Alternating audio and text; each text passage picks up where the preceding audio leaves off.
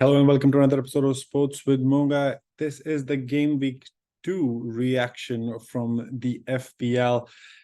It could have been a better game week for sure, and I knew going in what the concerns were, not having Salah as in the game, in the team, or as captain as well, and kind of banking more on the United boys.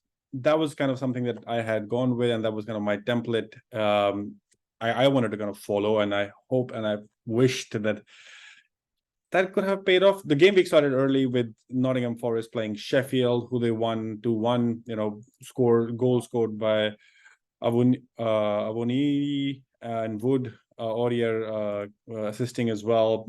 Bonus points to Aurier, Wood, and Avonier. That was kind of something that I did not kind of have any.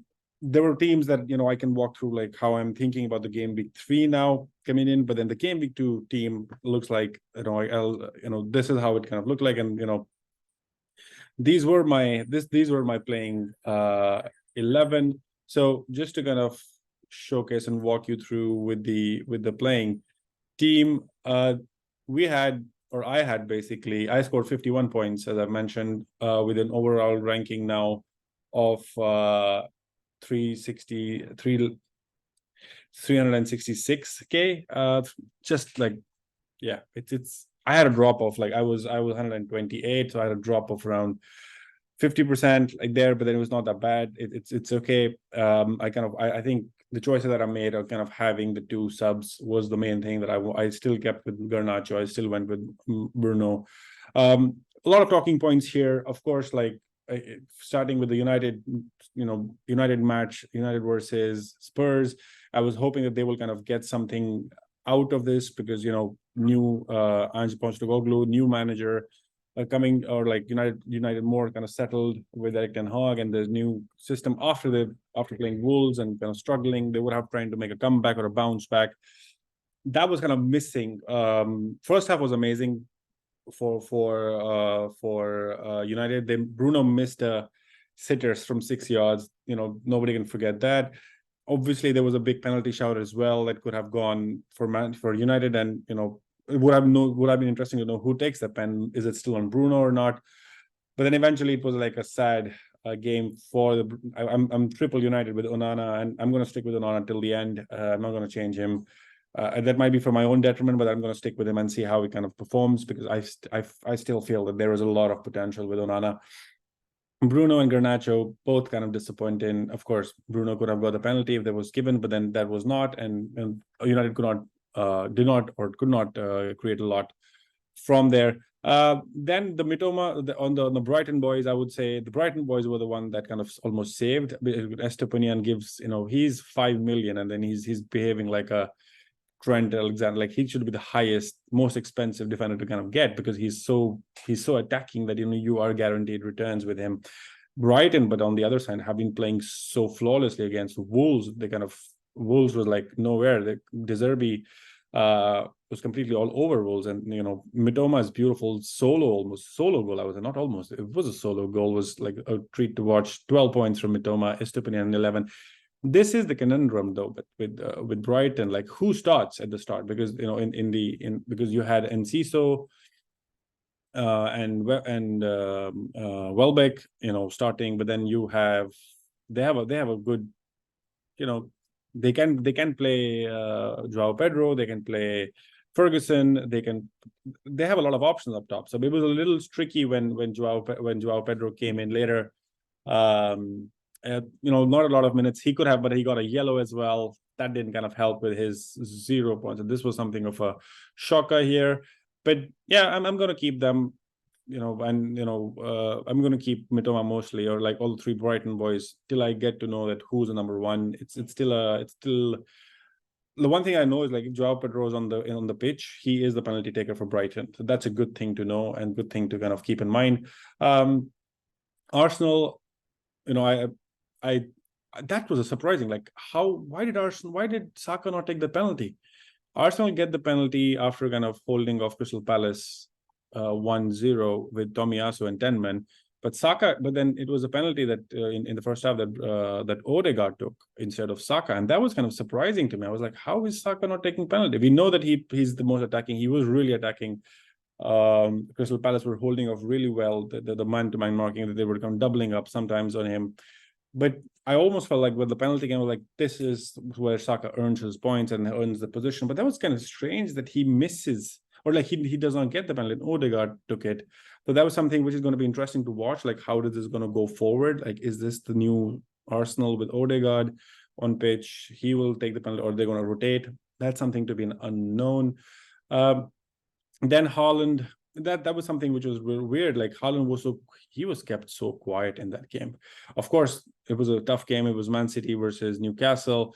Man City do eventually get the goal from somebody that I had, was Julian Alvarez. That was really, really good to kind of have him. But it was one of those things where you were like, Haaland could score, like, but then they marked him really well. There were not a lot of balls for him to run with. I think he was frustrated because he didn't get a lot of, he was not fed enough with the balls that he's used to, considering we also need to kind of remember that Kevin De Bruyne, the main assistant, the biggest assist, or like the one that used to assist Haaland is injured and he's out right now. But then I was happy with Alvarez. I felt that I could have had a City defender, maybe Akanji, or like Stones is still injured, so maybe Akanji or Luis Diaz or Ruben Diaz. I still am a little, because they did manage, they do get a lot of clean sheet points and defensive points as well, so they are guaranteed. But then I still want to see like how this goes forward, because we are right now in the best period where there are no European games, and that's what I want to see for St. Brighton as well, and for City, like how do they kind of then rotate. Arsenal as well is now in the Champions League, and game week 5 till game 5, no European nights. But then that's when the European nights start, and the groups of Champions League, and so on and so forth. Carabao Cup comes in, the FPL, all of this will be interesting to kind of see how this kind of proceeds as well. Yeah, but I've talked about Arsenal. I've talked about my double. Yeah, of course, with the clean sheet with Arsenal, I was lucky that I had Saliba. He was really solid. Of course, with Ramsdale as well, but that was one of those things where I didn't want to. Then the Chelsea was completely blown away by West Ham, and that was something. And for me to have a West Ham goalkeeper in Areola, and then seeing him that he gets 10 points on my bench against a team which I expected to kind of score at least, or like get some returns from for Chilwell. I was thinking of Jackson earlier, but then now it's almost with Enzo Fernandez missing the penalty. Sterling was their best player, and this game was completely turned upside down. Chilwell was also taken out. So, but yeah, I don't understand like how to kind of think about Chelsea right now. Of course, they're two tough games in my opinion. West Ham showed. I think these are the best 3 fixtures that you can target them: Luton, Nottingham Forest, and Bournemouth. 2 home games, the best home game, Luton and Nottingham Forest back to back, and then playing Bournemouth away. I think this is a good game to kind of build confidence. I'm not thinking too much about Chelsea and the attacking region, because they did feel more attacking, but I am looking what there is some guaranteed bonus, or like guaranteed defensive clean sheet points against these 2 games, considering they're playing at home. So I'm going to still kind of stay with Chilwell, but then I'll do a video maybe tomorrow regarding the game week 3 review, or like how does my team look then with the transfers and stuff and so on. There's a lot also to talk about Manchester United with Mount's injury and for Chelsea as well. And then this was again interesting, like 13 points on the bench again. It was interesting, like Sheffield United, I had hoped that Baldock will play, but then he's not there. He's not playing. He has a calf injury, and that was something that I didn't know that or feel like. I thought that against Nottingham Forest there could be a possibility of some crazy points from Baldock, but that did not happen. Luton had a game, didn't have a fixture, so that was something I kept away from. But yeah, that's the current status. I am with 138 points overall. The overall rank is 366,895. Game week points 51. It was nice to kind of it is a down arrow, and that's why you see the the overall rank red. it's green, it'll be green. The good thing is like I did not lose a lot of team value. I've gained some team value, so that's good. But it's interesting to see the points on bench still remain 13. It's good. And people will now kind of get in the fact like how do they want to play and get their game moving. That's the beauty of FPL, because it's so dynamic, it's so moving. So you kind of feel that this is going to update at one point. But that's kind of how my current like the game week 2 look like. I'll get into game week 3 possibly tomorrow before the deadline. I'll try to possibly not do a stream, but then set my team early enough to not kind of end up with the same streaming issues that I found last time. But maybe I'll try to kind of figure out how to kind of use the stream option. But let me know your thoughts. Like, what do you think about how did your game week go? How many points did you score? Did you get the points that you deserved? Like, do you have the big hitters from the game week, which were like Mbuemo, like Brentford is playing so well, and I'm targeting something like that because Brentford has really good fixtures as well. They have a really good set of fixtures, and Mbuemo just plays everywhere with Vissa. And Diego Jota, I think that's one thing I would talk about with Liverpool.